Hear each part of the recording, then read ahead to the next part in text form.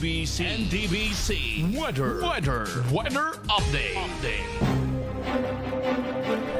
Ang ulat panahon ay hatid ng Ministry of Science and Technology o MOST BARM at ng Provincial Science and Technology Center Maguindanao del Norte sa pamumuno ni Acting Minister Jahan A. Uso.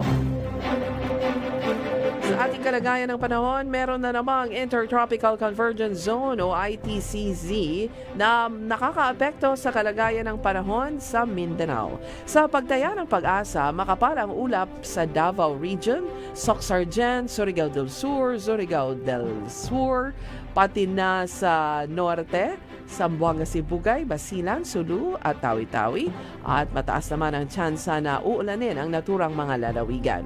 Ang iba pang bahagi ng Mindanao ay makakaranas naman ng manakanakang pag-ulan sa dakong hapon o gabi dahil sa localized thunderstorm dala ng easterlies.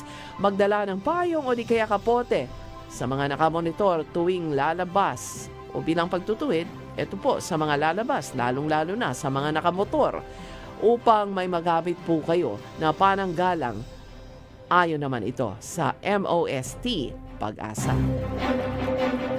At yan ang ating ulat panahon. Atid sa inyo ng Ministry of Science and Technology o MOST BARM at Provincial Science and Technology Center Maguindanao del Norte sa pamumuno ni Acting Minister Jahan A. Uso.